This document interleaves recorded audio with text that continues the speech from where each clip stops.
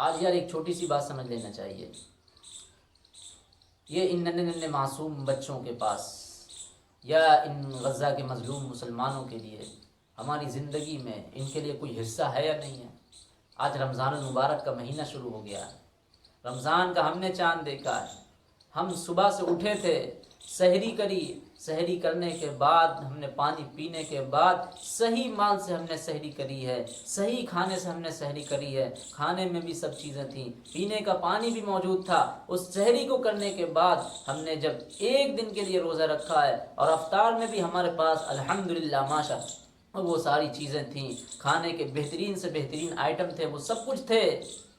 لیکن ہم جب ایک دن کا روزہ رکھ کر کے افطار پہ اس طرح ٹوٹ جاتے ہیں، کہیں سوچنا ان غزہ کے مسلمانوں کے بارے میں، ان فلسطینی مسلمانوں کے بارے میں جو نہ صرف ایک دن سے روزہ رکھ رہے ہیں بلکہ نہ جانے کتنے دنوں سے روزہ رکھ رہے ہیں، 150 دن سے بھی زیادہ ان کے روزے میں گزرتے چلے جا رہے ہیں، روزے سے بھی کٹتے چلے جا رہے ہیں، اور ایسا بھی روزہ نہیں ہے کہ ان کو کھانے کو مل رہا ہو بلکہ ان کے پاس پانی پینے کو بھی میسر نہیں ہے۔ وہ ننھے معصوم بچے جو ایک دوسرے کی مسکراہٹ دیکھ کر زندگی گزار رہے ہیں، جو ایک دوسرے سے مل جل کر ہی زندگی گزار رہے ہیں، اپنی بھوک کو مٹا رہے ہیں، جانور بھی وہ کھانا نہیں کھا رہے ہوں گے جو اس وقت غزہ کے مسلمان کھا رہے ہیں۔ کیا آج ہمارے پاس رمضانوں میں ان کے لیے کچھ بچا ہے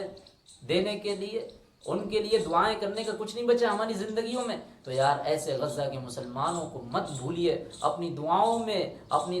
ان کے لیے دعا کریے، ان کے لیے مدد، ان کے لیے دعا کریے، اور جہاں تک ہو سکے ہم جو کچھ بھی کر سکتے ہوں ڈیجیٹل طریقے سے بھی، فزیکل طریقے سے بھی، ان غزہ کے مسلمانوں کے حق میں آواز اٹھانے کی ضرورت ہے اور دعائیں بھی کرنے کی ضرورت ہے۔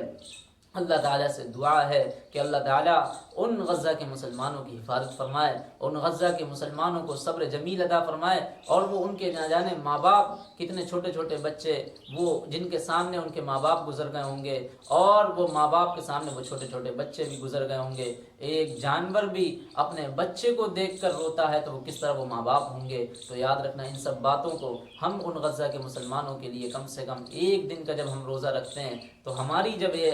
اس طرح حالت ہو جاتی ہے تو وہ غزہ کے مسلمان کب سے روزہ رکھ رہے ہیں؟ کم سے کم رمضان میں ان کے لیے دعا ہی کریں، ان کو اپنی دعاؤں میں خاص طور سے یاد رکھیں۔ اللہ تعالی ہم